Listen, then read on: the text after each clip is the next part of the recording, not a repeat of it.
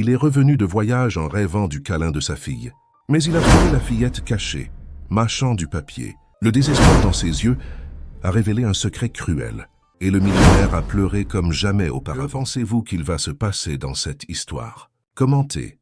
Et n'oubliez pas de vous abonner à notre chaîne. Et dites-nous de quelle ville vous nous regardez. Je vous promets que ce sera la meilleure histoire que vous entendrez de votre vie. L'ombre du silence. L'horloge marquait presque minuit lorsque la berline de fonction de Guillaume Lefebvre franchit les grilles de sa demeure à Neuilly-sur-Seine, quartier huppé de la banlieue parisienne. La pluie battante châtiait les vitres fumées du véhicule, créant un rideau liquide qui déformait les lumières du jardin. Il y avait quelque chose de différent dans l'air. Peut-être n'était-ce que la fatigue du voyage, pensa-t-il. 3 semaines en Europe, à conclure des accords qui transformeraient son entreprise en une puissance du marché financier. 3 semaines loin de chez lui, loin de Julie. Le chauffeur s'arrêta devant l'entrée principale, protégé de la pluie par une structure de verre et de métal. Guillaume descendit de la voiture sans attendre qu'on lui ouvre la porte. Il avait l'habitude de tout faire seul, de ne dépendre de personne. Sa valise de voyage, faite du cuir le plus fin, pesait dans sa main. Non pas à cause de son contenu, mais à cause du poids invisible de la distance qu'il avait lui-même créée. Le système de reconnaissance faciale de la maison l'identifia immédiatement. Les lumières du hall d'entrée s'allumèrent progressivement et une voix électronique annonça « Bienvenue, monsieur Lefebvre. La température intérieure est réglée sur 22 degrés. Aucun message urgent. » Guillaume entra, laissant derrière lui le bruit de la pluie. À l'intérieur, le silence n'était rompu que par le discret bourdonnement des équipements domotiques. Tout semblait en ordre, comme toujours. Parfait, impeccable, vide. Il laissa tomber sa valise dans le couloir principal, ce qu'il ne faisait jamais. L'organisation était son mantra, surtout depuis le départ de Laure. Mais ce soir-là, la fatigue l'emportait. Ses pas résonnèrent sur le sol en marbre, tandis qu'il se dirigeait vers l'escalier menant au 2e étage. Il était trop tard pour voir Julie, pensa-t-il. Madame Mathilde, la gouvernante, l'avait certainement mise au lit des heures auparavant, suivant la routine à la lettre. Ce fut en passant devant l'ancien bureau de Laure que quelque chose attira son attention, un son fragile, presque imperceptible, comme du papier que l'on déchire lentement. Guillaume s'arrêta, penchant la tête en direction de la porte entr'ouverte. Ce n'était pas son imagination. Le son continuait, rythmé, constant. Il poussa doucement la porte, et la lumière automatique du couloir illumina partiellement la pièce. Le bureau était resté pratiquement intact depuis le décès de Laure, 4 ans plus tôt. Il abritait encore ses livres, ses photographies, le parfum qui semblait imprégner chaque objet.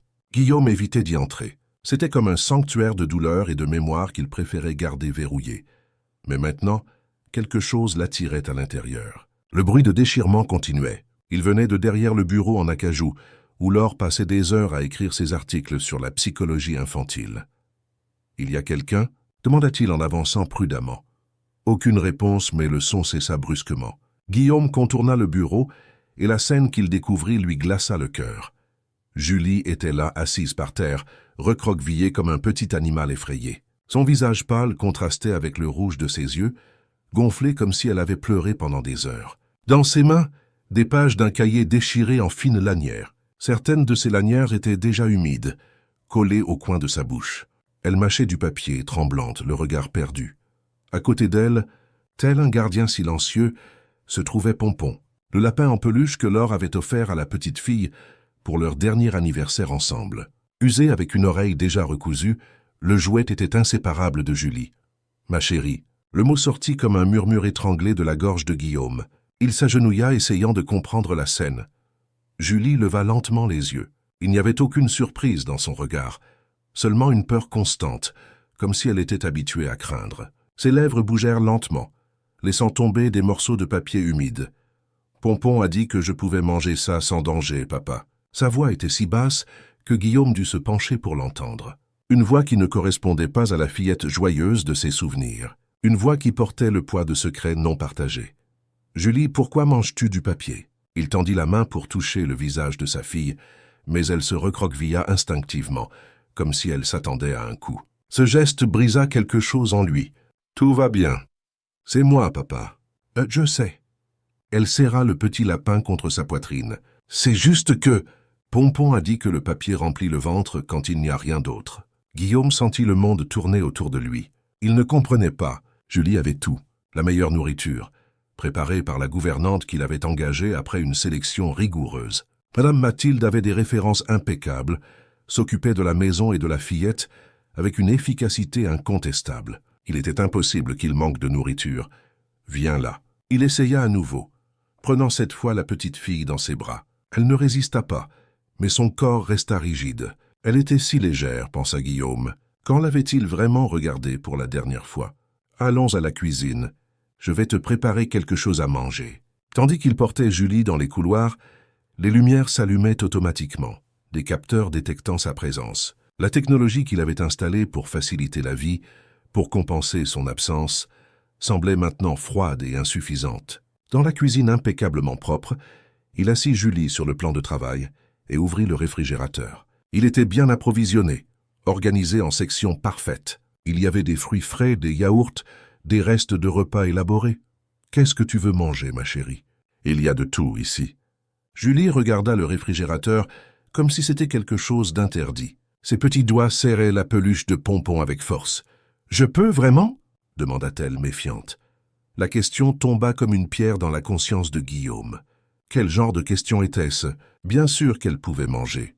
C'était sa maison. Sa nourriture. Bien sûr que tu peux. Tu peux manger ce que tu veux, quand tu veux. Il prit un yaourt et une pomme. On commence par ça? Ton estomac doit être sensible après. Enfin, après le papier. La fillette accepta le yaourt à deux mains, comme s'il s'agissait d'un trésor fragile.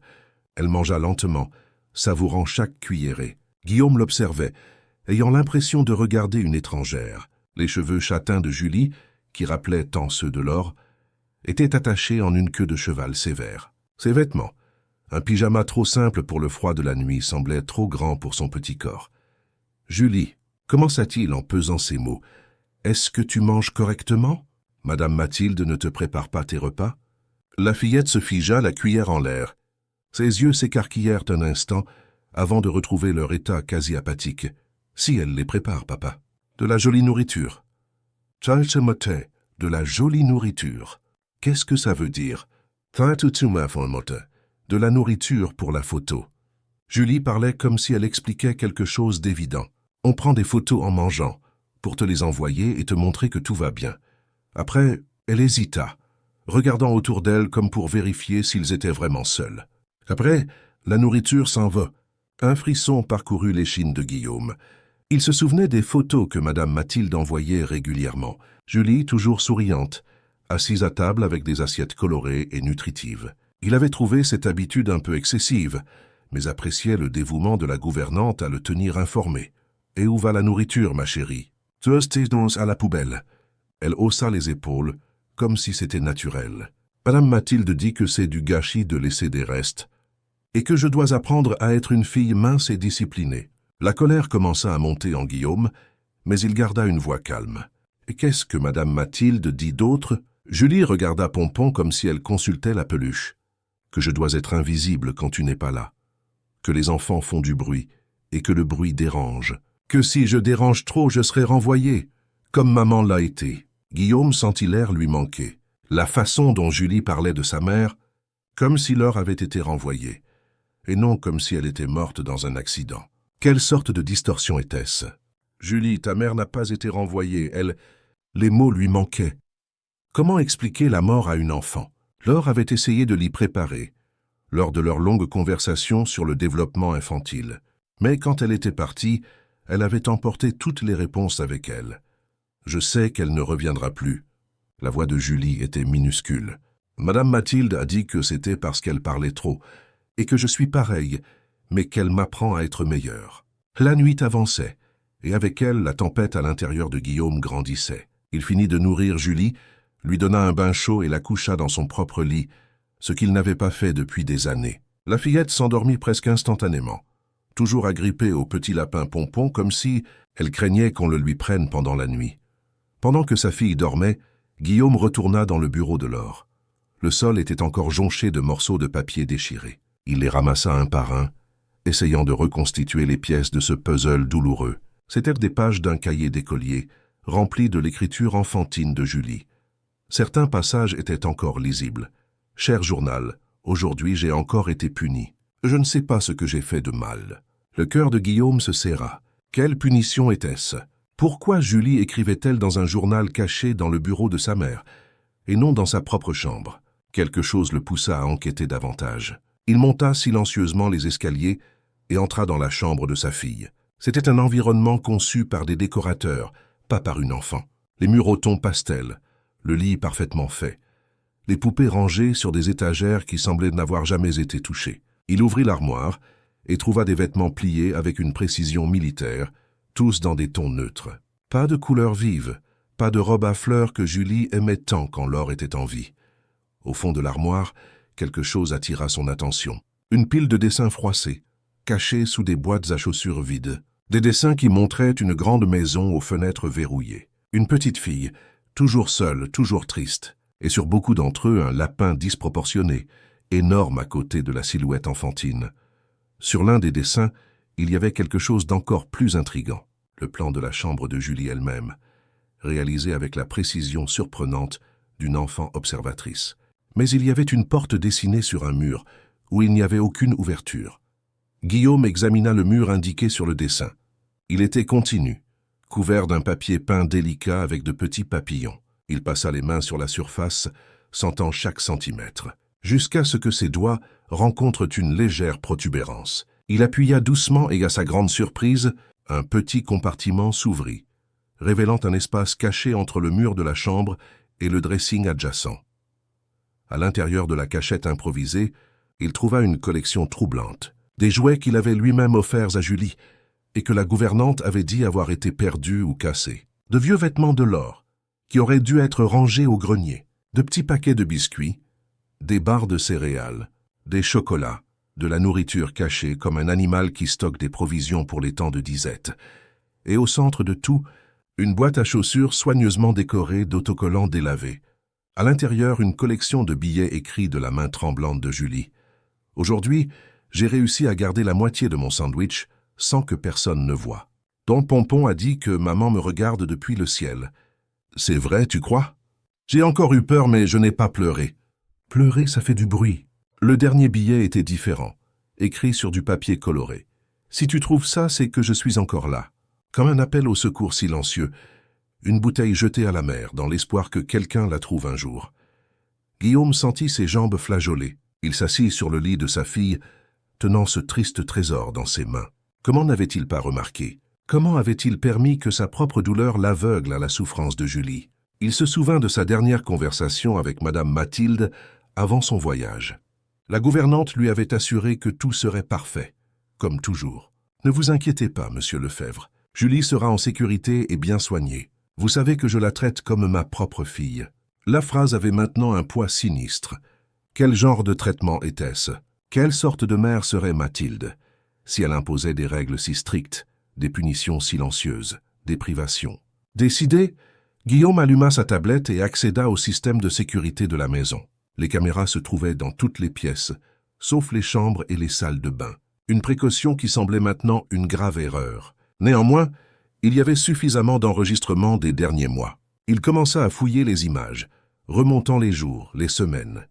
Au début, tout semblait normal. Madame Mathilde servant les repas, organisant la maison, aidant Julie avec ses leçons. Mais plus il observait, plus il remarquait des schémas. Comment la gouvernante regardait directement les caméras avant chaque interaction avec la fillette. Comment son comportement changeait subtilement lorsqu'elle se trouvait dans des zones sans surveillance. Comment Julie se transformait lorsqu'elle pensait être seule, plus détendue, parlant tout bas à Pompon, se déplaçant avec plus de liberté. Sur l'une des vidéos, il surprit le moment exact où Mathilde servait le déjeuner. La table mise avec soin, Julie assise avec une posture parfaite. La gouvernante prit une photo de la scène avec son téléphone portable. Puis, elle rangea l'appareil dans sa poche, regarda autour d'elle et murmura quelque chose à l'oreille de la fillette. Julie hocha la tête positivement, gardant son sourire forcé jusqu'à ce que la femme s'éloigne. Alors, avec des mouvements rapides et précis, comme quelqu'un qui s'est entraîné de nombreuses fois, la fillette transféra presque toute la nourriture dans une serviette sur ses genoux, la plia soigneusement et la cacha dans la poche de sa robe. La scène se répétait d'autres jours, avec de légères variations. Parfois, Julie parvenait à manger un peu avant de cacher le reste. D'autres fois, elle touchait à peine à la nourriture avant que Mathilde ne revienne et ne retire l'assiette, apparemment satisfaite du repas terminé. L'aube trouva Guillaume encore éveillé, les yeux rouges de celui qui a passé la nuit plongé dans une réalité parallèle qui existait au sein de sa propre maison. Une réalité où sa fille vivait dans la peur, la faim et la solitude, tandis qu'il se consacrait à la construction d'un empire qui semblait maintenant vide de sens. Le soleil commençait à illuminer les jardins impeccables de la demeure lorsqu'il entendit des pas dans le couloir. Madame Mathilde arrivait pour une nouvelle journée de travail, ponctuelle comme toujours. Guillaume respira profondément, sachant que la confrontation était inévitable. Mais avant, il devait protéger Julie. Il entra silencieusement dans la chambre où sa fille dormait encore, son petit visage adouci par le repos, libéré pour quelques heures du poids qu'elle portait une fois éveillée. À côté d'elle, le petit lapin Pompon gardait ses secrets. Guillaume l'examina attentivement, remarquant une petite couture sur l'oreille gauche. Curieux, il passa les doigts sur la couture irrégulière, clairement faite par les mains inexpérimentées d'une enfant. La couture céda facilement, révélant un nouveau secret. À l'intérieur de l'oreille du lapin, soigneusement plié, se trouvait un morceau de papier. Guillaume le déplia avec des doigts tremblants et lut le message qui y était écrit. « Chère maman du ciel, si tu me vois, s'il te plaît, fais revenir papa. Il faut qu'il sache que je suis encore là, même quand je reste sage. Je promets de ne pas faire de bruit s'il veut rester. » Les larmes vinrent enfin, silencieuses comme la douleur de sa fille l'avait été si longtemps. Guillaume serra le petit lapin contre sa poitrine, sentant le poids de la responsabilité et du temps perdu.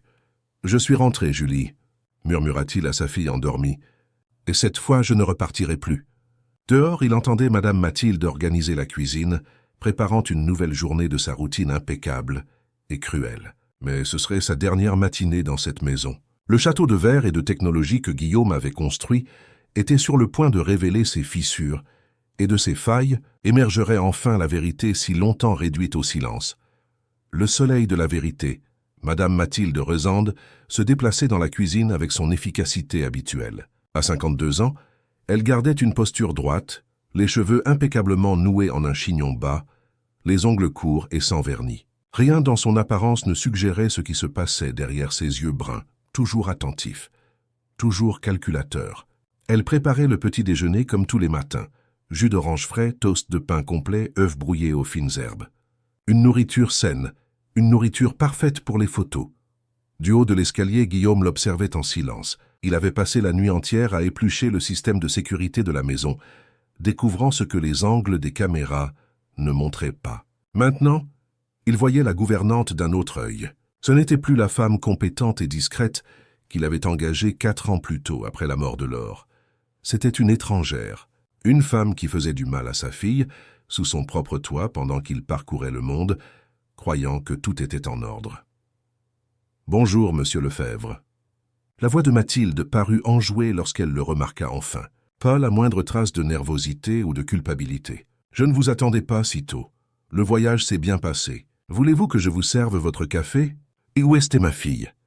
La question sortit plus dure qu'il ne l'avait prévu. Mais Guillaume ne s'en soucia pas. Une ombre passa sur le visage de Mathilde, si rapide qu'elle aurait été imperceptible pour quiconque ne l'aurait pas cherchée. Mais lui, il la cherchait. « Julie dort encore, monsieur. Nous maintenons la routine rigoureusement, comme vous le préférez. Elle se réveille à 7 heures précises, prend son bain, met son uniforme et descend pour le petit déjeuner à 7h30. La précision militaire avec laquelle elle décrivait la routine de la fillette retourna l'estomac de Guillaume. Combien de fois avait-il félicité Mathilde pour son organisation? Combien de fois avait-il exprimé sa satisfaction que Julie soit une enfant bien réglée, sans les caprices typiques de son âge? Elle a dormi avec moi cette nuit. Le sourire de Mathilde vacilla légèrement. Je comprends. Son père doit lui manquer, mais ne serait-il pas préférable de maintenir la routine?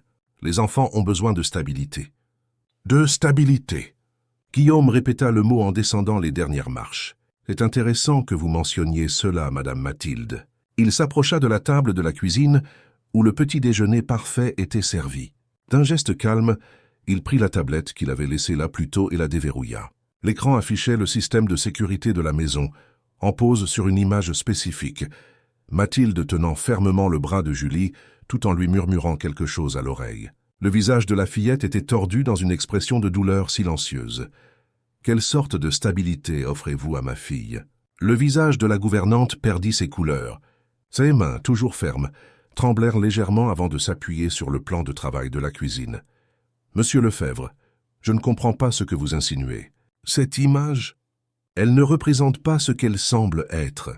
Julie allait tomber, je l'ai juste retenue. Ça n'insultait pas mon intelligence. » Guillaume fit glisser son doigt sur l'écran, montrant d'autres images. « J'ai des vidéos, Madame Mathilde. Des vidéos qui montrent exactement comment vous traitez ma fille quand vous pensez que personne ne regarde. Comment vous la forcez à poser pour des photos avec de la nourriture que vous ne la laissez pas manger ensuite. Comment vous cachez les jouets que je lui offre. Comment vous la menacez. » Le masque de compétence et de professionnalisme de Mathilde commença à se fissurer. Ses yeux, autrefois doux, se durcirent. Sa voix, autrefois mélodieuse, prit un ton tranchant. « Vous ne comprenez rien à l'éducation des enfants. Vous êtes toujours en voyage, toujours absent. Quelqu'un doit imposer des limites, enseigner la discipline. » Julie devenait gâtée, tout comme sa mère. Les derniers mots frappèrent Guillaume comme une gifle. « Qu'avez-vous dit à propos de Laure ?» Un sourire amer apparut sur les lèvres de Mathilde. Laure Lefebvre, l'épouse et la mère parfaite, si spéciale, si aimée de tous. Il y avait un venin dans sa voix que Guillaume n'aurait jamais cru possible. Elle savait ce que je valais. Elle savait à quel point j'étais compétente, mais elle ne m'a jamais accordé la reconnaissance que je méritais, me traitant toujours comme une simple employée, alors que je faisais bien plus que nettoyer cette maison. Soudain, les pièces commencèrent à s'assembler. Guillaume se souvint vaguement que Mathilde travaillait déjà pour Laure avant leur mariage. Elle avait été l'une des rares employées que Laure avait gardées après leur union. « Vous travailliez pour Laure avant ?»« Je travaillais pour la famille Dubois depuis 15 ans, lorsque votre précieuse épouse vous a épousé et m'a emmené avec elle, comme on emporte une vieille valise utile. L'amertume était palpable. Je me suis occupé d'elle depuis qu'elle était petite. C'est moi qui ai séché ses larmes quand son premier petit ami l'a quittée. C'est moi qui l'ai aidé à choisir sa robe de bal de promo. Moi, pas la mère absente qu'elle avait. Mais Laure ne m'a jamais vu comme un membre de la famille.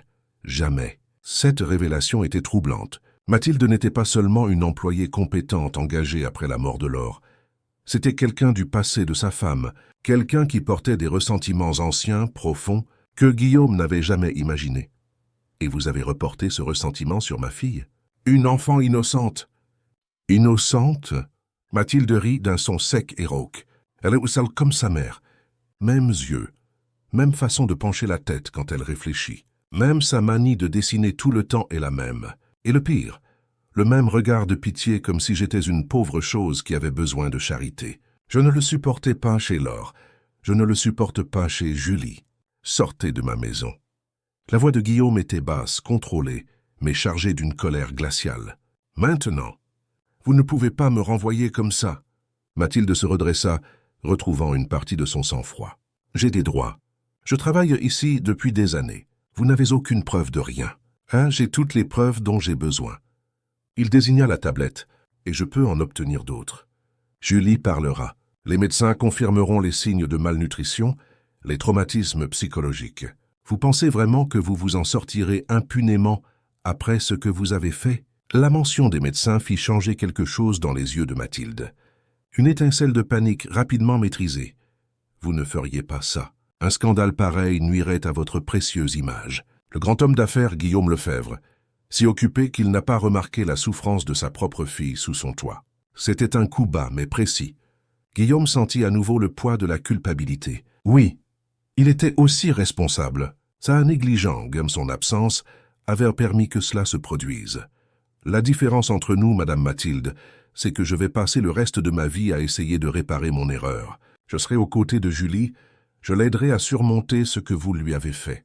Elle ne s'en remettra jamais. Il y avait quelque chose de presque triomphant dans la voix de la femme maintenant. J'ai brisé quelque chose en elle, quelque chose que vous, avec tout votre argent et votre culpabilité, ne réparerez jamais. Quand vous regarderez dans ses yeux dans 10 ans et que vous y verrez encore la peur, souvenez-vous de moi. C'est à ce moment qu'une petite voix claire coupa la tension dans la cuisine. Ce n'est pas vrai. Tous deux se tournèrent pour voir Julie debout à l'entrée, portant encore le pyjama de la nuit précédente, le petit lapin Pompon fermement serré dans ses bras. Ses yeux, si semblables à ceux de sa mère, ne montraient plus la peur habituelle. Il y avait là une force naissante, comme si quelque chose s'éveillait après un long sommeil. Mathilde se reprit rapidement. Son visage se transforma, adoptant l'expression douce et maternelle qu'elle utilisait quand elle savait qu'elle était observée. « Julie, ma chérie, retourne dans ta chambre. Ton père et moi discutons de choses d'adultes. »« Non !» La fillette fit un pas en avant, serrant Pompon contre sa poitrine comme si la peluche lui donnait du courage. « Je ne vais plus t'obéir. » La façade de Mathilde vacilla à nouveau. « Ne sois pas insolente, petite. Que dirait ta mère en te voyant parler ainsi aux aînés ?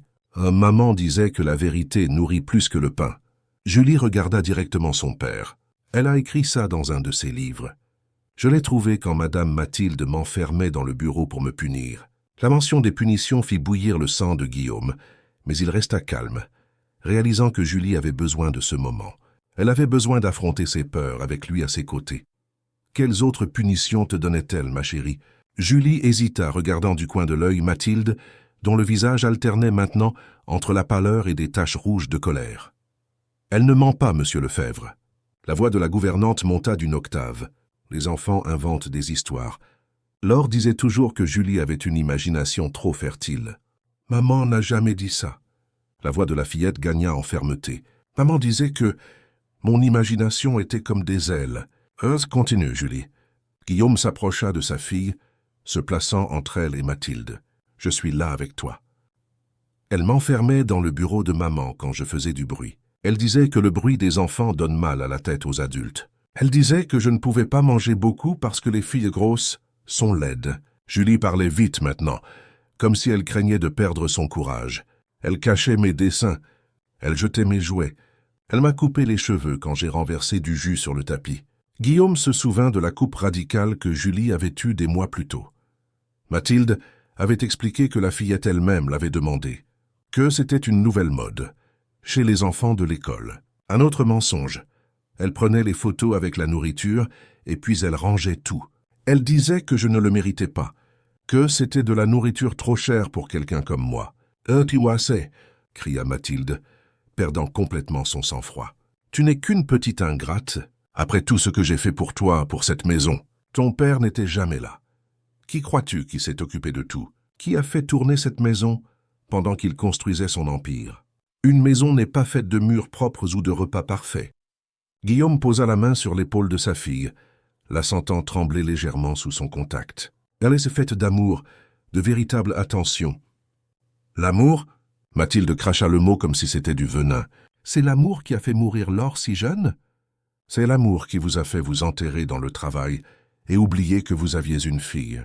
Ne me sortez pas cette hypocrisie, Guillaume Lefebvre. Charles, tu ne m'as pas oublié, papa. » Julie leva les yeux, son regard rencontrant celui de son père. « C'est Madame Mathilde qui cachait tes messages. Je l'ai vue une fois. Elle effaçait les messages que tu laissais sur le répondeur. Elle disait que tu étais trop occupé pour te soucier de moi. » Ce fut comme si un éclair frappait Guillaume. Il se souvint de toutes les fois où il avait appelé à la maison, laissant des messages affectueux pour sa fille, lui demandant comment elle allait. Des messages qui n'avaient jamais reçu de réponse, renforçant sa conviction que Julie allait bien, simplement occupée par sa propre routine. « Vous interceptiez mes messages ?» Le sourire de Mathilde était maintenant ouvertement cruel, et c'était si facile. Le grand homme d'affaires, expert en technologie et en sécurité, n'a jamais remarqué que j'avais accès à tout. Vos mots de passe, vos emails, vos messages. Si confiant que vous n'imaginiez même pas que quelqu'un puisse vous tromper à l'intérieur de votre propre forteresse. Quelque chose se brisa en Guillaume. La colère froide laissa place à une fureur incandescente. Il fit un pas vers la gouvernante. « Papa, non. » La voix de Julie le ramena à la réalité. « Elle n'en vaut pas la peine. » Ces mots, si matures sortant de la bouche d'une enfant de 8 ans, firent s'arrêter Guillaume. Il baissa les yeux et vit sa fille, petite et fragile, mais avec une dignité qu'il n'avait jamais remarquée auparavant.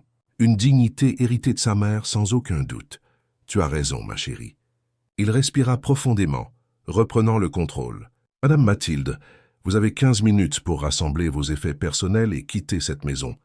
Un agent de sécurité de l'entreprise vous accompagnera. Si vous essayez de prendre quoi que ce soit qui ne vous appartient pas, ou si vous faites le moindre geste contre moi ou ma fille, vous serez arrêté immédiatement. » Comme pour donner du poids à ses paroles, il prit son téléphone et composa un numéro. « Richard, j'ai besoin de toi chez moi maintenant. »« Oui, c'est urgent. » Mathilde sembla enfin comprendre la gravité de la situation. Son visage, auparavant tordu par la colère, montrait maintenant le premier vrai signe de peur. « Vous ne pouvez pas me faire ça. Pas après tout ce que j'ai fait pour cette famille. Ce que vous avez fait, c'est abuser d'une enfant sans défense, Madame Mathilde. Et vous en répondrez. » Guillaume tourna le dos à la femme, s'agenouillant pour être à la hauteur de Julie. « On va prendre le petit déjeuner dehors aujourd'hui, ma chérie. Je connais une boulangerie qui fait de délicieux pancakes. » Les yeux de la fillette s'illuminèrent légèrement, comme si l'idée de sortir de cette maison, même pour quelques heures, était un cadeau inattendu. « Je peux emmener Pompon ? » « Bien sûr que tu peux. » Il sourit, sentant une boule dans sa gorge. Pompon fait partie de la famille. Alors qu'il montait se changer, laissant Mathilde dans la cuisine sous le regard attentif de Richard, le chef de la sécurité arrivait en un temps record. Guillaume sentait qu'un nouveau chapitre commençait pour lui et Julie. Un chapitre incertain, plein de défis, mais aussi de possibilités. Dans la chambre, il aida sa fille à choisir une tenue. C'est alors qu'il remarqua que toutes les pièces colorées, toutes les robes à fleurs qu'il lui avait achetées ces dernières années, étaient cachées au fond de l'armoire, certaines encore avec leurs étiquettes. À leur place, devant, il n'y avait que des vêtements neutres, pratiques, presque des uniformes. « Tu n'aimes pas ces vêtements colorés, ma chérie ?» Julie hésita avant de répondre, comme si elle craignait encore de dire la vérité. « Si, je les aime. Mais Madame Mathilde disait qu'ils étaient trop voyants, que les filles bien élevées s'habillent discrètement. » La colère revint, mais Guillaume la maîtrisa. Ce n'était pas le moment de nourrir des sentiments négatifs, c'était le moment de reconstruire. « Et lequel de ceux-là veux-tu mettre aujourd'hui ?» Le sourire timide de Julie en sortant une robe jaune avec des tournesols fut la première étincelle de bonheur authentique qu'il voyait sur le visage de sa fille depuis des années. À la boulangerie, assis à une table au fond, loin des regards curieux, Guillaume observait Julie manger des pancakes avec du sirop d'érable. Elle mangeait lentement, savourant chaque bouchée, toujours avec cette expression de quelqu'un qui ne croit pas tout à fait que la nourriture est vraiment à elle. À côté de son assiette, Pompon observait la scène avec ses yeux de bouton, tel un gardien silencieux. « Julie, » commença Guillaume, choisissant ses mots avec soin, « nous devons parler de certaines choses difficiles, mais importantes. Tu te sens prête pour ça maintenant ?» La fillette hocha la tête, essuyant un peu de chocolat du coin de sa bouche avec la serviette. Un geste si adulte pour quelqu'un de si petit. « Je vais devoir t'emmener voir des médecins dans les prochains jours. Des gens qui vont t'aider à s'assurer que tu es en bonne santé, aussi bien dans ton corps qu'ici. » Il toucha légèrement sa propre tempe.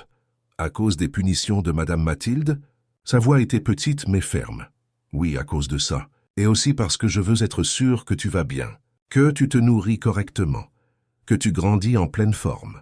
Je vais devoir leur raconter à propos de tout. » Guillaume remarqua la peur dans les yeux de sa fille. Ce n'était pas facile de revivre des traumatismes, encore moins pour une enfant. Seulement ce que tu te sentiras à l'aise de raconter, à ton rythme. Ces médecins sont des spécialistes pour aider les enfants. Ils savent comment poser les bonnes questions, comment écouter. Julie joua avec un morceau de pancake, le déplaçant dans son assiette sans le manger. « Et s'ils ne me croient pas ?» Madame Mathilde disait que personne ne croirait une enfant pleine d'imagination comme moi. Le cœur de Guillaume se serra. Combien de couches de peur et de doute Mathilde avait-elle construites dans l'esprit de sa fille? Combien d'années faudrait-il pour défaire ces dégâts? Ils te croiront, Julie, parce que tu dis la vérité. Et la vérité a une force que les mensonges n'auront jamais. Comme les mots de maman dans le livre, que la vérité nourrit plus que le pain. C'est exactement comme ça. Guillaume sourit, reconnaissant que Laure soit encore présente d'une certaine manière dans la vie de sa fille. Ta mère était très sage. Elle me manque. Julie serra Pompon plus fort. Parfois, je rêve que nous sommes toutes les deux dans le jardin, comme avant. Elle dessine, je joue, et tout va bien. Elle me manque aussi tous les jours. Guillaume tendit la main sur la table, touchant la petite main de sa fille. Mais tu sais quoi? Je pense qu'elle serait très fière de toi, de ta force, de tout ce que tu as enduré. Oh, même si j'ai mangé du papier. Il y avait de la honte dans ses yeux. Ce n'était pas ta faute, ma chérie. C'était une façon que tu as trouvée pour survivre dans une situation très difficile. Et ça montre à quel point tu es courageuse et intelligente. » La conversation fut interrompue par la sonnerie du téléphone de Guillaume. C'était l'avocat de la famille, qui rappelait suite à son message urgent. « Maître Olivier, merci de me rappeler si vite. » Guillaume regarda Julie, qui continuait à manger ses pancakes maintenant avec un peu plus d'enthousiasme. « Oui, c'est une situation grave. J'ai besoin de conseils sur la manière de procéder légalement dans un cas d'abus sur mineur. » Le mot pesa sur sa langue. C'était la première fois qu'il le prononçait à voix haute, rendant réel ce qui était arrivé à Julie. Non, ce n'est pas un cas hypothétique. Il fit une pause, rassemblant son courage. « C'est à propos de ma fille. »« Oui, Julie, j'ai découvert que la gouvernante que j'ai engagée l'a maltraitée de plusieurs manières. Il y a des preuves. Des vidéos, le témoignage de Julie elle-même. » Tout en parlant à l'avocat, Guillaume observait sa fille. Le soleil qui entrait par la fenêtre de la boulangerie illuminait ses cheveux châtains, créant des reflets dorés comme ceux de l'or. Il y avait tant de sa femme dans cette petite fille. La même détermination derrière une apparente fragilité. La même force silencieuse. « Oui, je comprends la gravité. Non, je ne veux pas étouffer l'affaire. » Il fit une autre pause, écoutant attentivement. « Je veux la justice, maître Olivier. Je veux que cette femme ne puisse plus jamais faire de mal à un autre enfant. » En raccrochant, Guillaume ressentit un mélange de détermination et d'appréhension. Le chemin à venir serait difficile. Il y aurait des enquêtes, des dépositions, peut-être même un procès. Julie devrait revivre des moments douloureux. Mais il y aurait aussi la guérison, la reconnexion, un nouveau départ pour eux deux.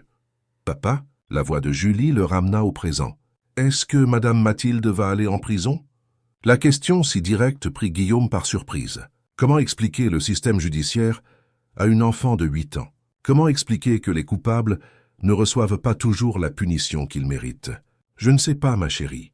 Nous allons faire tout notre possible pour qu'elle soit tenue responsable de ce qu'elle a fait. Mais plus important encore, nous allons nous assurer qu'elle ne pourra plus jamais te faire de mal, ni à aucun autre enfant.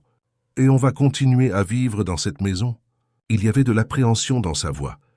Guillaume n'y avait pas encore pensé. La demeure de Neuilly-sur-Seine était un symbole de sa réussite, un investissement précieux. Mais maintenant, il réalisait que pour Julie, c'était une prison de souvenirs douloureux.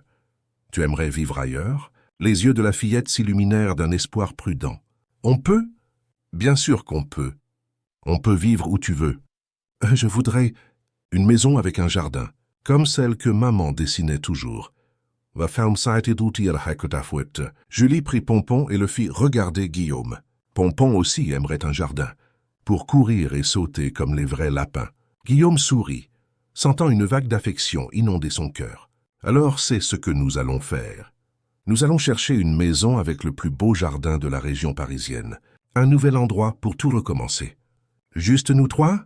Julie inclut Pompon dans le décompte, comme elle le faisait toujours. « Juste nous trois. » Il confirma, sachant que ce petit lapin en peluche, confident silencieux de sa fille pendant les années de souffrance, méritait une place d'honneur dans la famille. « Sais-tu sais quoi? Je crois que je sais exactement où chercher. » Alors qu'ils terminèrent leur petit déjeuner, Guillaume sentit qu'un poids énorme commençait à se dissiper. Le soleil de la vérité, aussi douloureux soit-il, commençait à dissiper les ombres qui s'étaient accumulées pendant des années. Et dans cette lumière, il pouvait enfin voir sa fille clairement, non plus comme une présence fantomatique dans sa propre maison, mais comme une personne réelle, complexe, pleine de potentiel et de courage. Le chemin à parcourir serait long, mais pour la première fois depuis des années, Guillaume sentait qu'ils étaient dans la bonne direction, ensemble, comme cela aurait dû être depuis le début. Jardin des nouveaux départs. La salle d'attente du cabinet du docteur Hélène Dubois était un contraste absolu avec la demeure des Lefebvre. Des murs au ton doux de verre, un mobilier en bois clair, des coussins colorés éparpillés sur les canapés. Dans un coin, une petite table remplie de crayons de couleur, de papier et de jouets simples. Un environnement conçu pour que les enfants se sentent à l'aise, pour qu'ils laissent leur peur à la porte. Guillaume observait Julie, assise sur le tapis, dessinant avec concentration. Au cours des 2 semaines qui avaient suivi la confrontation avec Mathilde, la fillette alternait entre des moments d'ouverture surprenante et de longues périodes de silence. Le premier rapport médical avait confirmé ce que ses yeux avaient déjà remarqué. Des signes de malnutrition légère, de stress chronique, et ce que les spécialistes appelaient poliment, un retard dans le développement émotionnel dû à des facteurs environnementaux défavorables. Des mots techniques pour décrire ce qui, en langage simple, était une enfant traumatisée par la personne qui aurait dû prendre soin d'elle. « À quoi tu penses ?» La voix de Julie interrompit ses pensées. Elle avait pris l'habitude de lui poser cette question chaque fois qu'elle le surprenait, avec une expression sérieuse, comme si elle craignait que ses pensées ne cachent de mauvaises nouvelles. « Je pense à quel point tu es courageuse, » répondit-il sincèrement. Julie haussa les épaules, un geste qui ne correspondait pas à ses 8 ans. « Je ne suis pas courageuse. Les courageux, ce sont ceux qui n'ont pas peur. »« Qui t'a dit ça ?»« Fiasou pour Madame Mathilde. » Le nom sortait encore comme un murmure. Elle disait que j'étais trop heureuse, que je pleurais pour un rien. Guillaume respira profondément, contrôlant la colère qu'il ressentait encore chaque fois qu'il entendait parler des manipulations de l'ex-gouvernante. « Ce n'est pas vrai, Julie. Le courage, ce n'est pas de ne pas avoir peur. Le courage, c'est de faire quelque chose même quand on a peur. Comme tu le fais maintenant, en venant à une nouvelle consultation, en parlant de choses difficiles. » La fillette sembla considérer l'idée un moment, serrant Pompon contre sa poitrine comme elle le faisait toujours quand elle avait besoin de réconfort. Alors Pompon aussi est courageux. Il a peur de tout, mais il reste toujours avec moi. Oh, Pompon est le lapin le plus courageux que je connaisse. Guillaume sourit, touchant légèrement l'oreille recousue de la peluche. La porte du cabinet s'ouvrit et une femme aux cheveux bouclés grisonnants et au sourire bienveillant apparut. Le docteur Hélène Dubois était l'une des psychologues pour enfants les plus respectées de Paris, spécialisée dans les cas de traumatisme. Maître Olivier, l'avocat de la famille, avait insisté sur le fait que Julie avait besoin d'un soutien professionnel, non seulement pour sa guérison émotionnelle, mais aussi pour affronter le processus qui allait suivre. « Julie, nous sommes prêts à commencer notre conversation. » Marcia. La voix du docteur Dubois était calme, mélodieuse. « Tu peux apporter ton dessin et Pompon, si tu veux. » La fillette regarda son père, cherchant confirmation. Depuis l'incident, elle prenait rarement des décisions seule, vérifiant toujours si elle avait la permission de faire les choses les plus simples. « Ça va être bien, ma chérie. Le docteur Dubois veut juste mieux te connaître, et je serai là quand tu auras fini. » Julie hocha la tête, ramassant son dessin et se levant avec Pompon fermement tenu sous son bras. Elle marcha à petits pas vers la thérapeute, qui ne lui tendit pas la main, n'envahit pas son espace, mais se contenta de sourire et de lui indiquer le chemin. Quand la porte se referma, Guillaume sentit le poids de l'anxiété. Il voulait être à l'intérieur, protéger Julie de tout inconfort, même en sachant que c'était une étape nécessaire. Son téléphone vibra dans sa poche, le ramenant à la réalité. C'était un message de Richard, le chef de la sécurité. Mathilde a quitté la ville. L'équipe a confirmé qu'elle a pris un bus pour la Bourgogne ce matin. La nouvelle apporta un mélange de soulagement et d'inquiétude. D'un côté, il était bon de savoir que la femme était loin de Julie. De l'autre, sa disparition pourrait compliquer la procédure judiciaire. Depuis la confrontation dans la cuisine, Mathilde avait été maintenue sous une surveillance discrète. Il n'y avait pas d'ordonnance du tribunal l'empêchant de se déplacer librement, mais Guillaume voulait savoir exactement où elle se trouvait.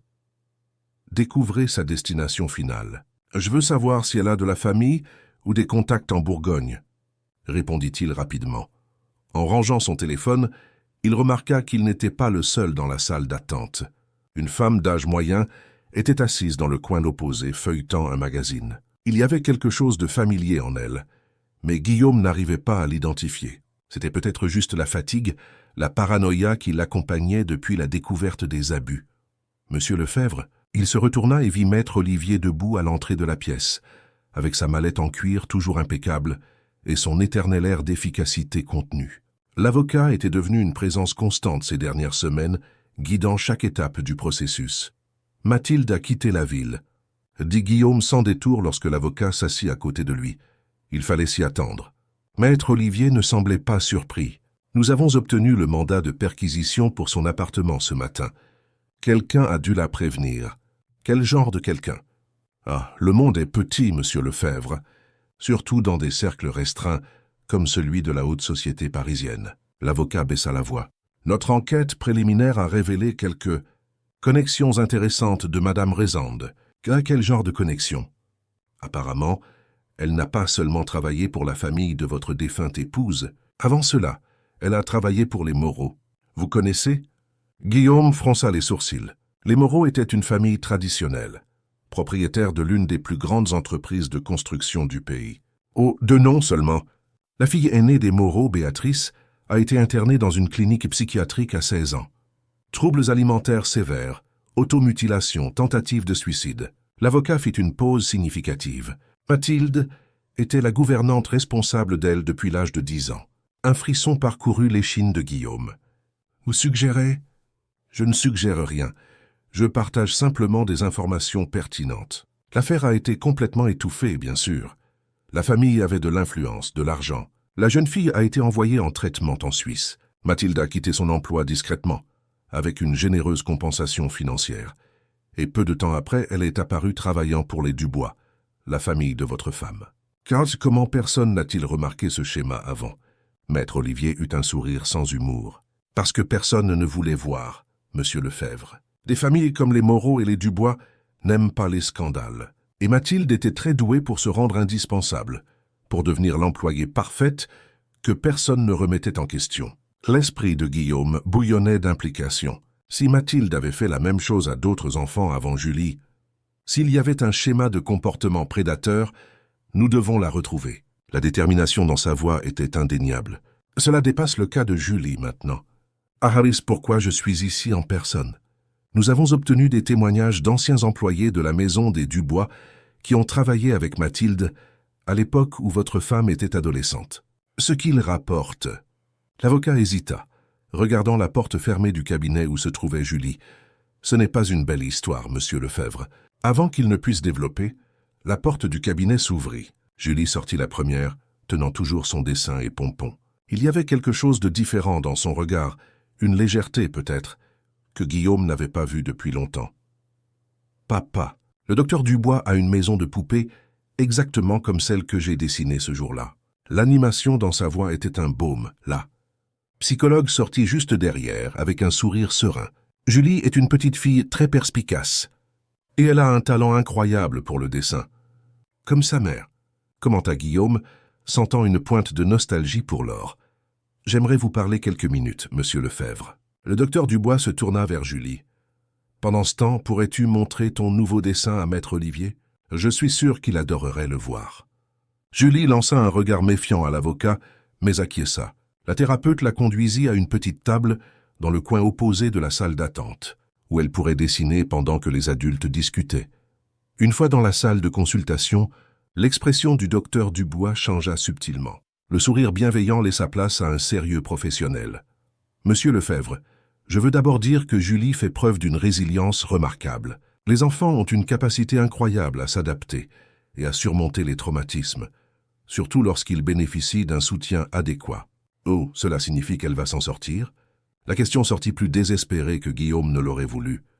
Cela signifie qu'elle a toutes les conditions pour se rétablir pleinement, avec du temps et des soins constants. La psychologue choisissait ses mots avec précision. Mais je ne veux pas minimiser l'impact de ce qu'elle a vécu. Julie a développé des mécanismes complexes pour faire face à la situation abusive. Certains de ces mécanismes pourraient persister pendant un certain temps. Comme quoi exactement? Le besoin constant de vérifier si elle a la permission de faire des choses de base, l'habitude de cacher de la nourriture, la difficulté à exprimer des émotions négatives, en particulier la colère. Elle fit une pause. Et j'ai bien sûr la relation avec le lapin en peluche. Pompon. Guillaume fronça les sourcils. Il est important pour elle, sans aucun doute. Et il n'y a rien de mal à cela. Les objets transitionnels sont courants et sains dans l'enfance. Mais dans le cas de Julie, Pompon est devenu plus qu'un simple jouet. C'est un mécanisme de survie psychologique, une externalisation de sa voix intérieure. Cette partie d'elle qui a continué à résister à l'abus quand elle ne pouvait pas le faire ouvertement. Guillaume se souvint comment Julie disait toujours que Pompon a dit quelque chose, comme si le lapin était une entité indépendante avec ses propres opinions. C'est inquiétant? Ou pas nécessairement. Pour l'instant, il est important de respecter cette relation. Avec le temps, à mesure que Julie se sentira plus en sécurité pour exprimer directement ses propres besoins et émotions, la dépendance à Pompon comme intermédiaire devrait diminuer naturellement. Le docteur Dubois se pencha légèrement en avant. Ce qui m'inquiète davantage, ce sont certaines choses que Julie a mentionnées à propos de sa mère. Le cœur de Guillaume s'accéléra. Quoi exactement? Julie semble avoir une vision idéalisée, presque mystique de l'or. C'est normal chez les enfants qui ont perdu un parent si tôt, mais il y a aussi des indices que Mathilde a manipulé cette mémoire, utilisant l'or comme une forme de contrôle. Comment ça? Des phrases comme « ta mère serait déçue »,« ta mère n'agirait jamais ainsi »,« ta mère serait triste de voir ton comportement ». Julie a mentionné plusieurs variations de ces affirmations. C'est une forme cruelle de manipulation émotionnelle, utilisant la mémoire de quelqu'un que l'enfant aime et idéalise comme un outil de contrôle. La colère que Guillaume ressentait pour Mathilde prit une nouvelle dimension. Il ne suffisait pas d'avoir maltraité physiquement sa fille. La femme avait déformé la mémoire même de Laure, l'utilisant comme une arme. Que puis-je faire? La question était sincère, désespérée. Aider Julie à construire une image réelle, humaine et positive de sa mère. Partager des histoires authentiques sur Laure. Montrer des photos, des vidéos. Parler de ses qualités, mais aussi de moments drôles, de petits défauts, d'habitudes du quotidien. Plus l'image que Julie aura de sa mère sera réelle, moins les distorsions créées par Mathilde auront de pouvoir. Quand ils sortirent du cabinet, Guillaume se sentait à la fois épuisé et déterminé. Maître Olivier était déjà parti, laissant une enveloppe avec des documents qu'ils examineraient plus tard. Sur le chemin du retour, non pas vers la demeure, mais vers l'appartement temporaire qu'ils avaient loué en attendant de trouver un nouveau foyer, Julie resta inhabituellement silencieuse. « Tout va bien, ma chérie ?» demanda-t-il, regardant dans le rétroviseur. « Elle hocha la tête, distraite, regardant par la fenêtre. « Tu as aimé le docteur Dubois. Elle est gentille. » Julie serra Pompon plus fort. Elle ne traite pas Pompon comme s'il n'était qu'un jouet. Elle lui a dit bonjour à lui aussi. Guillaume sourit. « C'est bien. Et de quoi avez-vous parlé ?»« De choses. » La réponse évasive était typique lorsque le sujet la mettait mal à l'aise. Après quelques instants de silence, elle ajouta « Elle m'a posé des questions sur maman. Si je me souvenais d'elle. »« Et tu t'en souviens ?» Guillaume sentit la boule dans sa gorge. Julie n'avait que 4 ans quand Laure était morte. Il s'était toujours demandé quelle part de sa mère elle avait vraiment gardée en mémoire, et quelle part était construite à partir de photos et d'histoires. « Je me souviens de son odeur. » La réponse vint doucement, presque comme un soupir. C'était comme des fleurs après la pluie. Et je me souviens qu'elle chantait toujours quand elle dessinait. Des chansons sans paroles, juste des mélodies. Le détail était si spécifique, si authentiquement Laure que Guillaume sentit ses yeux s'embuer. Sa femme avait en effet l'habitude de fredonner en travaillant sur ses dessins et ses projets. C'est vrai, elle adorait chanter en dessinant. « C'est papa. » Julie hésita, comme si elle rassemblait son courage. « C'est vrai que maman travaillait en dessinant des maisons ?» Maxine, oui, elle était architecte. Elle dessinait des maisons, des immeubles, des espaces pour que les gens vivent et soient heureux. Alors elle aurait pu dessiner une maison pour nous? Une vraie maison, pas cette autre? La question était innocente, mais lourde de sens. La demeure de Neuilly-sur-Seine, avec toute sa technologie et son confort, n'avait jamais été conçue par Laure. C'était la maison que Guillaume avait achetée après son départ, lorsque le succès professionnel avait commencé à compenser la perte personnelle. Elle l'a fait, en fait. Les mots sortirent avant qu'il ne puisse trop y penser. Avant ta naissance, ta mère a fait un projet pour une maison que nous construirions un jour. Une maison avec un jardin, beaucoup de lumière naturelle, des espaces pour jouer, pour dessiner, pour être heureux. Les yeux de Julie s'illuminèrent. Vraiment? Et où est ce dessin? Dans son bureau, dans un des tubes rangés dans l'armoire. C'était vrai. Laure avait élaboré le projet comme travail de fin d'études, rêvant du foyer qu'ils auraient en fondant une famille. Guillaume n'avait jamais eu le courage d'ouvrir ces tubes après sa mort. C'était trop douloureux de voir les rêves qui ne se réaliseraient jamais. « On peut voir? S'il te plaît, s'il te plaît !» L'animation sincère dans la voix de sa fille était quelque chose qu'il n'avait pas entendu depuis si longtemps qu'il avait presque oublié le son que cela faisait. Bien sûr qu'on peut. En fait, j'ai eu une idée. 2 heures plus tard, ils étaient de retour à la demeure. Guillaume avait évité l'endroit depuis l'incident avec Mathilde, n'y retournant que pour chercher des choses essentielles, toujours avec Julie attendant dans la voiture. Mais maintenant, c'était nécessaire. Les tubes avec les projets de Laure s'y trouvaient, et quelque chose disait à Guillaume qu'il était temps d'affronter ce chapitre du passé. « Ça va si on entre ?» demanda-t-il à sa fille, en se garant devant l'entrée principale. Julie regarda la maison imposante, serrant Pompon contre sa poitrine. Un instant, Guillaume craignit d'avoir commis une erreur, la forçant à retourner sitôt sur le lieu de ses traumatismes. « Pompon dit que ça va si tu es avec moi », répondit-elle finalement, avec une détermination surprenante dans sa voix d'enfant. « Et si on n'a pas besoin d'aller dans ma chambre ?»« Nous n'avons pas besoin d'aller dans la chambre. Juste dans le bureau de maman pour prendre les dessins, et ensuite on s'en va, promis. » Le système de sécurité reconnut la voiture, ouvrant automatiquement les grilles. Les lumières extérieures s'allumèrent, même s'il faisait encore jour, programmées pour accueillir le propriétaire de la maison après son absence prolongée. Tout cet automatisme, qui semblait autrefois si pratique, sonnait maintenant froid, impersonnel. À l'intérieur de la maison, le silence était presque oppressant. Sans les bruits de la routine quotidienne, sans Mathilde organisant les repas, sans le bruit discret des activités domestiques, la demeure ressemblait à un musée vide. Guillaume guida Julie directement vers le bureau de Laure, sans s'attarder dans aucune autre pièce. Le bureau restait un sanctuaire intact. Les livres sur les étagères, les photos encadrées, la table à dessin dans le coin, tout était exactement comme Laure l'avait laissé. Guillaume se dirigea vers la grande armoire en bois sombre, où les tubes de projet étaient entreposés. Il y en avait des dizaines, étiqueté de l'écriture élégante de sa femme. « C'est lequel, celui de notre maison ?» demanda Julie, regardant avec fascination cette collection de rêves architecturaux. « Ce doit être celui-ci. » Guillaume sortit un tube avec l'étiquette « Maison L, projet personnel ». Ses mains tremblaient légèrement en l'ouvrant, retirant les grandes feuilles de papier calque soigneusement enroulées. Il déplia les dessins sur la table, révélant le projet détaillé d'une maison qui n'avait jamais existé. Plans, coupes, perspectives, tout exécuté avec la précision et la sensibilité qui étaient la marque de fabrique de Laure. Ouah! Julie s'approcha, les yeux écarquillés d'admiration. « Oh, c'est maman qui a dessiné tout ça ?» Oui, c'était son talent. Guillaume sentit la fierté se mêler à la nostalgie. Elle pouvait imaginer des espaces où les gens seraient heureux et transformer ses idées en dessins que d'autres pouvaient comprendre. La maison conçue par Laure était complètement différente de la demeure où il vivait. Des lignes organiques au lieu d'angles droits, de grandes fenêtres donnant sur un jardin central, des espaces fluides qui se connectaient naturellement sans la compartimentation rigide de l'architecture traditionnelle. Sur l'un des dessins, une perspective colorée montrait ce qui aurait été le salon.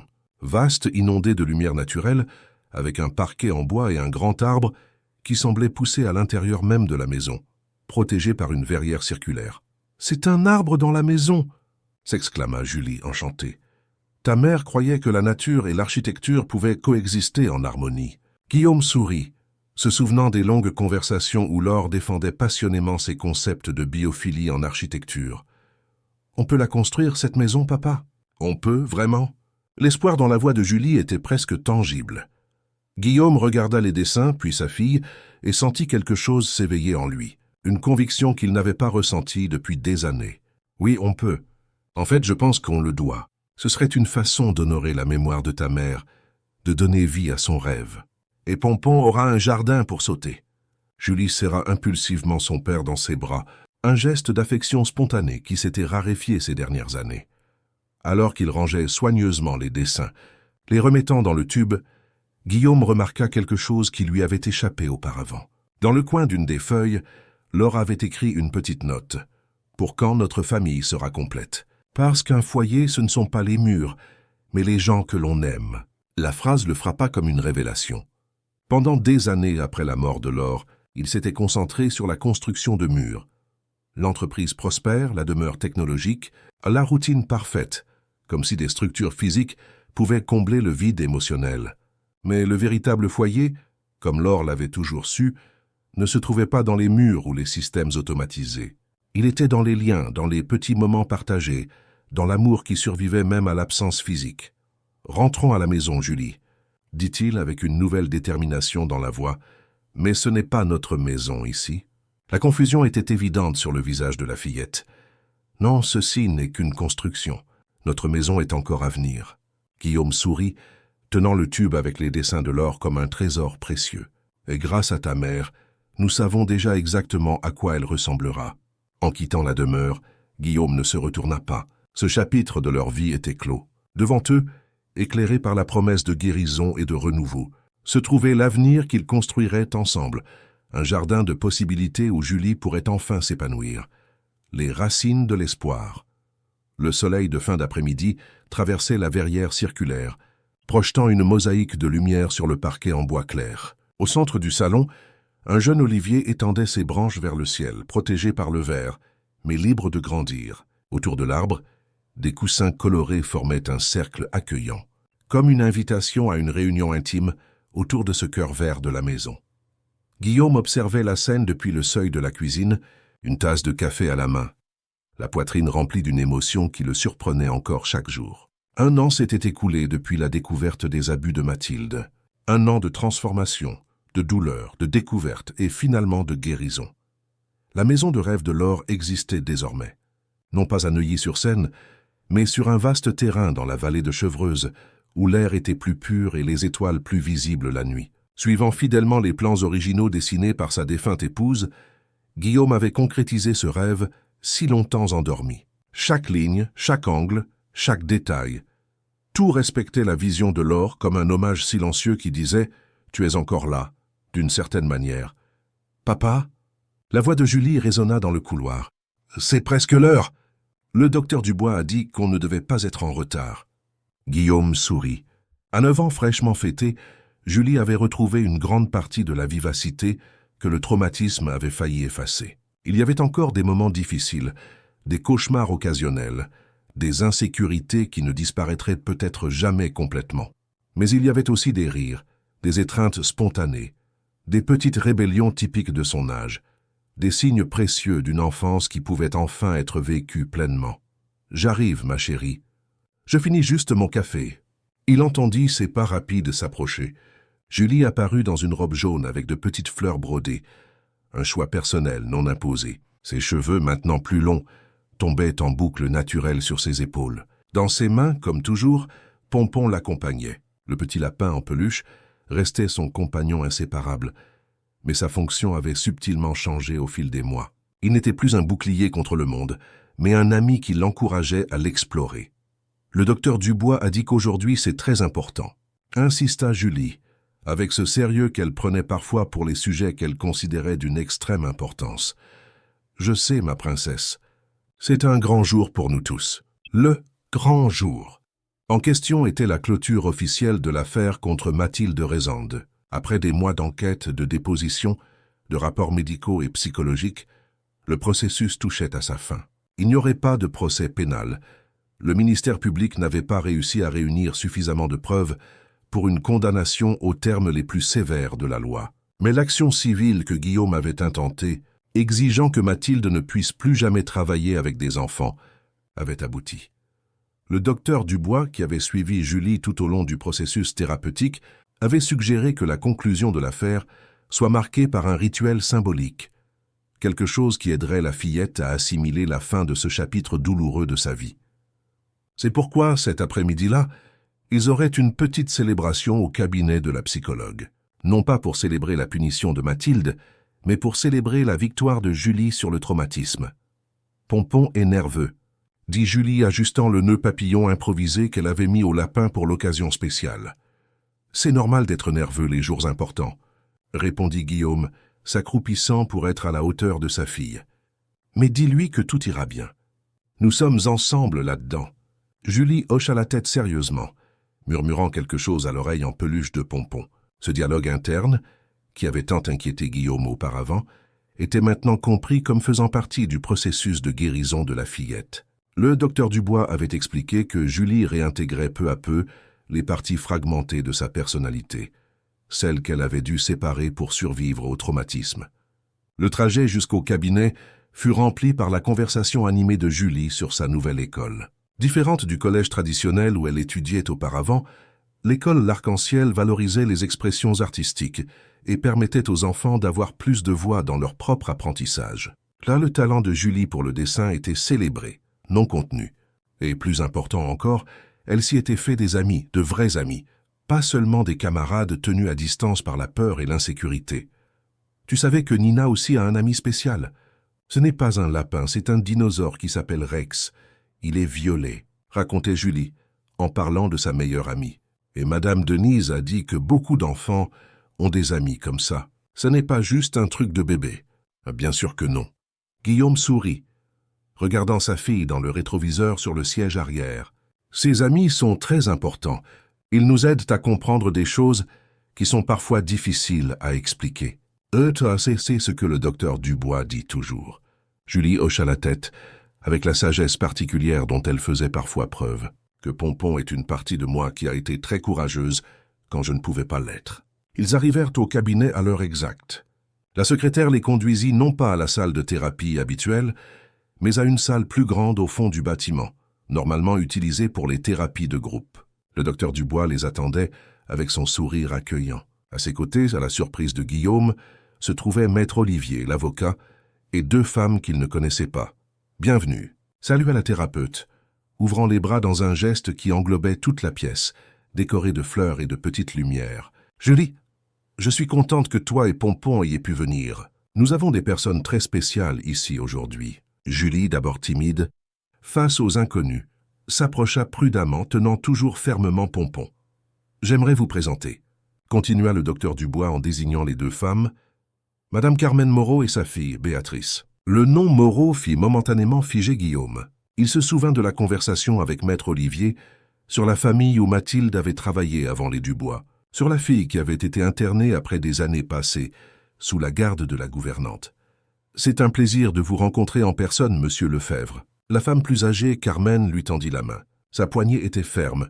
Ses yeux portèrent le poids de quelqu'un qui avait connu une profonde souffrance. « J'aurais aimé que ce soit dans d'autres circonstances, mais je suis heureuse que nous soyons tous ici aujourd'hui. » Béatrice, la fille, semblait avoir une trentaine d'années. Il y avait une fragilité dans ses gestes, mais aussi une force indéniable dans son regard direct. « Merci d'avoir eu le courage d'exposer ce que Mathilde faisait.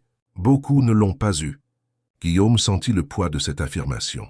Oui, il avait été courageux, mais seulement après des années de négligence inconsciente, seulement après que le mal ait été fait. « Je n'ai pas été assez courageux ni assez tôt », admit-il, avec l'honnêteté qui était devenue sa politique depuis qu'il avait décidé de reconstruire sa relation avec sa fille. « Aucun de nous ne l'a été », répondit Carmen, avec un regard significatif vers sa propre fille. « C'est une partie du talent des gens comme Mathilde.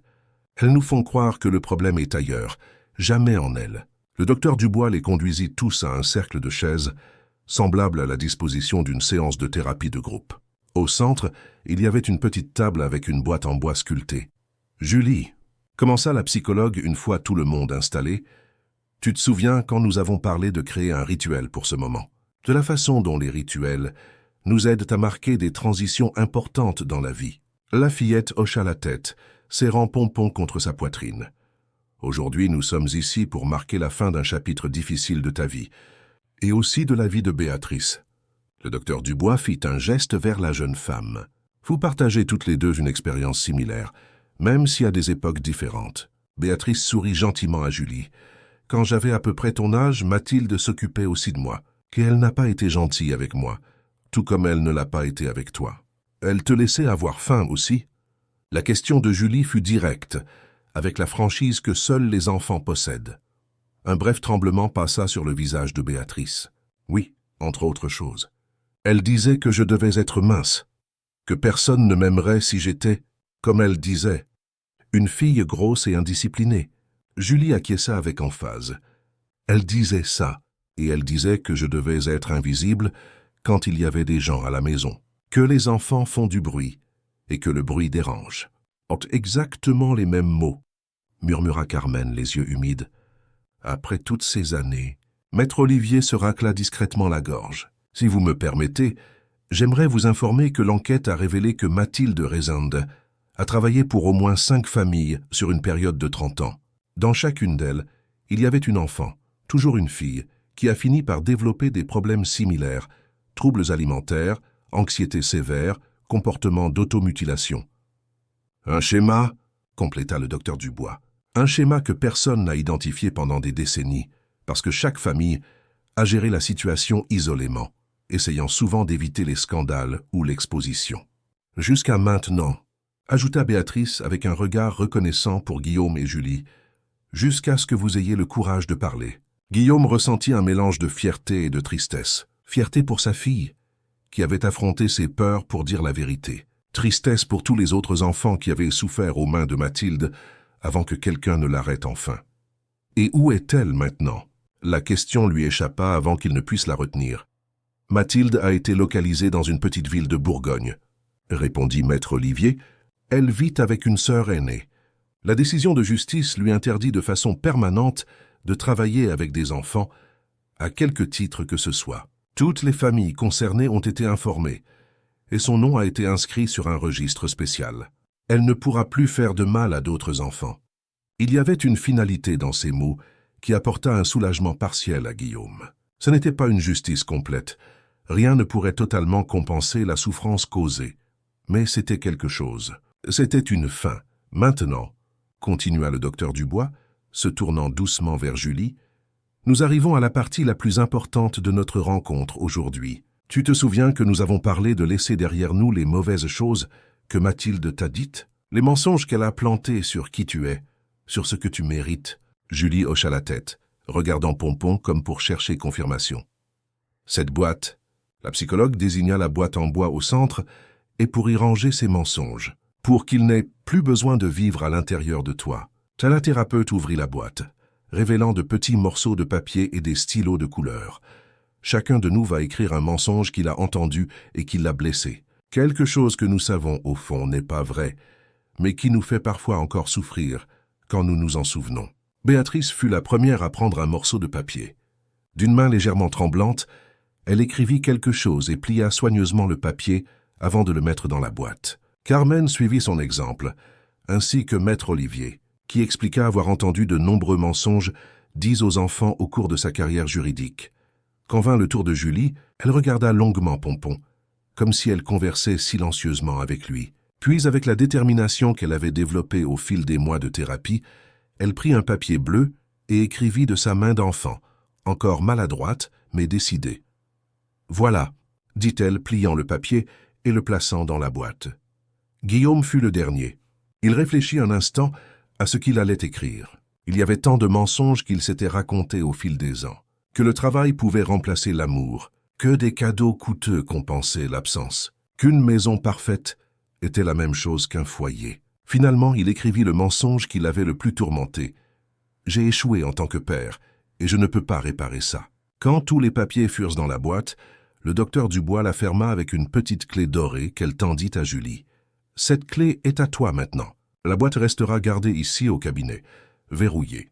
Les mensonges ne disparaissent pas par magie, mais maintenant tu as le pouvoir de les garder enfermés au lieu de les porter en toi. » Julie regarda la petite clé dans sa main, les yeux écarquillés par la responsabilité et le symbolisme de cet objet. « Et si je veux l'ouvrir un jour ?» demanda-t-elle, toujours pratique. « Alors tu viendras me voir et nous déciderons ensemble si c'est le bon moment, » répondit la psychologue. « Parfois, nous avons besoin de revisiter des choses difficiles pour mieux les comprendre. Mais toujours à notre rythme, quand nous nous sentons prêts. » Après le rituel, il y eut un moment de quiétude contemplative, rompu par Carmen qui avait apporté une petite collation à partager. Tandis qu'ils mangèrent des biscuits et buvaient du jus, la conversation dériva vers des sujets plus légers. Béatrice raconta à Julie son travail d'illustratrice de livres pour enfants, une carrière qu'elle avait choisie comme moyen de se reconnecter avec l'enfant qu'elle avait été un jour. « Moi aussi, je dessine !» s'exclama Julie avec un enthousiasme sincère. « Je sais !» sourit Béatrice. « Le docteur Dubois m'a montré certains de tes dessins. Tu as beaucoup de talent. » Le visage de Julie s'illumina de ce compliment sincère. « Quand je serai grande, je veux être architecte comme maman. Je dessinerai des maisons avec des arbres à l'intérieur comme la nôtre. C'est une maison très spéciale, » commenta Carmen qui avait apparemment déjà entendu parler du projet de Laure. « C'est maman qui l'a dessinée, » expliqua Julie avec fierté. « Et papa l'a construite exactement comme elle le voulait. » Guillaume ressentit une vague d'émotion en entendant sa fille parler de Laure avec tant de naturel, tant d'amour. Au cours des derniers mois, ils avaient travaillé ensemble pour reconstruire une image saine de sa mère. Ils avaient regardé des vidéos de famille, feuilleté des albums photos, visité des endroits que Laure aimait. Et plus important encore, Guillaume avait partagé des histoires vraies. Pas seulement les bonnes, mais celles qui montraient Laure comme un être humain complet, avec ses qualités et ses imperfections. Ta mère était très talentueuse, dit-il, se joignant à la conversation. Et tu as hérité non seulement de son talent, mais aussi de son courage. Les yeux de Julie brillèrent du compliment de son père, une réaction qui le surprenait et l'émouvait encore à chaque fois. Alors que l'après-midi touchait à sa fin et qu'il était temps de se dire au revoir, Béatrice s'approcha de Julie avec un petit paquet à la main. « Je voulais te donner quelque chose, » dit-elle en lui tendant le paquet. « C'est un cadeau d'une survivante à une autre. » Julie ouvrit le paquet avec soin, révélant un petit carnet de dessins relié en cuir souple avec son nom gravé en lettres dorées sur la couverture. « C'est magnifique !» s'exclama-t-elle, passant ses doigts sur les pages blanches. « Quand j'étais en convalescence, expliqua Béatrice, c'est le dessin qui m'a sauvé. C'était comme si chaque trait sur le papier était un petit bout de moi qui revenait à sa place. J'espère que ce carnet sera un espace rien qu'à toi pour créer tout ce que ton cœur te dictera. » Julie serra le carnet contre elle avec Pompon, puis, dans un geste qui surprit tout le monde, elle tendit les bras et serra Béatrice dans ses bras. Ce fut une étreinte brève, presque timide, mais chargée de sens. Un lien entre deux personnes qui avaient parcouru des chemins similaires, à des époques différentes. Sur le chemin du retour, Julie était inhabituellement calme, feuilletant son nouveau carnet sur le siège arrière, chuchotant parfois quelque chose à Pompon. « Tout va bien, ma chérie ?» demanda Guillaume, regardant dans le rétroviseur. « répondit-elle distraite. Après une pause, elle ajouta « Papa, Béatrice, elle va bien maintenant, n'est-ce pas ?» Après tout ce qui lui est arrivé, Guillaume réfléchit à la question, à la femme forte et douce qu'ils avaient rencontrée cet après-midi, et aux cicatrices invisibles qu'elle portait certainement encore. Oui, elle va bien. Ça ne veut pas dire que c'était facile, ou qu'elle n'a plus de jours difficiles, mais elle a trouvé un chemin pour être heureuse, pour utiliser même les mauvaises choses qu'elle a vécues pour créer de belles choses. Comme les livres qu'elle dessine? Exactement. Et comme la femme qu'elle est devenue. Julie sembla y réfléchir profondément. Alors moi aussi j'irai bien. Ce n'était pas une question, mais une affirmation. Une déclaration d'intention qui fit s'élargir le cœur de Guillaume d'amour et d'espoir. Sans aucun doute, ma fille.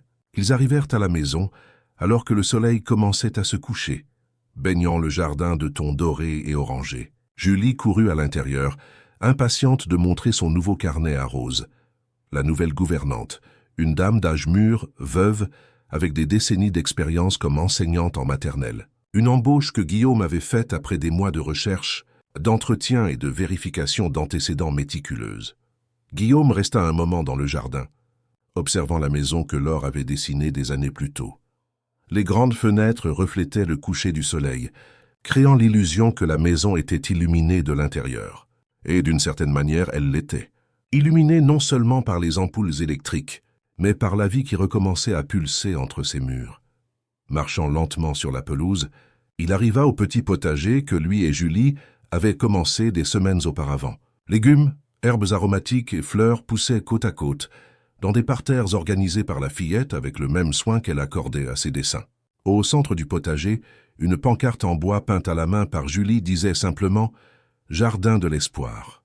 De l'intérieur de la maison, il entendit le rire de sa fille, cristallin, sincère, libre, le son le plus précieux au monde. Il sourit, ressentant une paix qu'il n'avait pas connue depuis avant la mort de Laure. Il ne pouvait pas changer le passé. Il ne pouvait pas effacer les années de douleur et de solitude que Julie avait vécues sous la garde cruelle de Mathilde. Il ne pouvait pas ramener Laure. Mais il pouvait, et il le faisait, construire un avenir différent. Un avenir où la vérité n'avait pas besoin d'être crainte, où les mots nourrissaient vraiment plus que le pain, où une maison était enfin un foyer. En entrant dans la maison, il trouva Julie et Rose dans la cuisine, préparant le dîner ensemble. La fillette était debout sur un petit tabouret en bois, remuant quelque chose dans un bol avec une concentration absolue. « Regarde, papa, je prépare la sauce pour la salade. Rose m'a appris la recette que sa grand-mère faisait. Oh, ça sent merveilleusement bon. » commenta-t-il, s'approchant pour déposer un baiser sur le front de sa fille. « Et devine quoi? Pompon a dit qu'il veut goûter aussi. » Julie désigna le petit lapin stratégiquement positionné à une distance de sécurité des ingrédients. « Bien sûr qu'il le veut, » répondit Guillaume, entrant dans le jeu qui l'inquiétait autrefois, mais qu'il comprenait maintenant comme faisant partie du processus de guérison de sa fille. « Qui ne voudrait pas goûter quelque chose fait par toi ?» Le dîner fut servi sur la table de la terrasse, avec vue sur le jardin éclairé par de petites lumières décoratives. Guillaume, Julie et Rose parlaient des événements de la journée, partageant des histoires et des rires. Pompon, comme toujours, occupait sa place d'honneur à côté de l'assiette de Julie. À un moment donné, Guillaume remarqua quelque chose de différent. Julie parlait de sa journée à l'école, gesticulant avec animation, et le petit lapin restait immobile à côté d'elle. Elle ne consultait pas Pompon avant de répondre aux questions, ne lui attribuait pas de pensée ou d'opinion. Pendant quelques précieuses minutes, ce n'était que Julie, parlant de sa propre voix, exprimant ses propres désirs, étant complètement elle-même.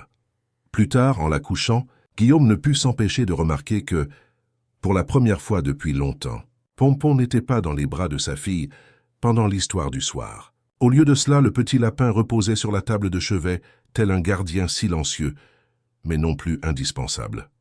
« Papa !» La voix de Julie était somnolente quand il finit de lire. « La clé de la boîte.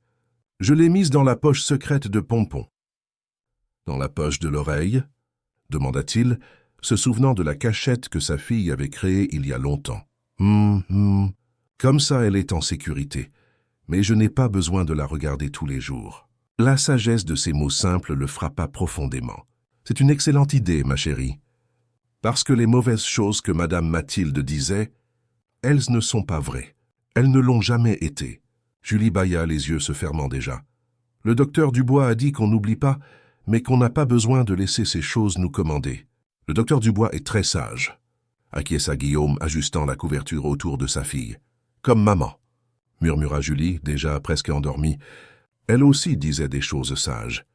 Dans ses livres, dans ses dessins, partout. Oui, et comme maman. Guillaume sentit ses yeux s'embuer. Et comme toi, mon amour. Comme toi. Quand la respiration de Julie devint régulière et profonde, Guillaume resta quelques minutes de plus au bord du lit, observant le visage serein de sa fille. À côté d'elle, sur la petite table, Pompon semblait sourire avec ses yeux de bouton, comme s'il savait lui aussi que sa mission la plus urgente touchait à sa fin. Dehors, à travers la fenêtre de la chambre, le ciel étoilé de la vallée de Chevreuse brillait d'une clarté impossible à voir en ville. De nouvelles constellations se formaient, de nouvelles histoires s'écrivaient au firmament, et à l'intérieur de cette maison, conçue avec amour et construite avec espoir, de nouvelles racines se renforçaient, profondes, fortes, prêtes à soutenir la croissance qui ne faisait que commencer.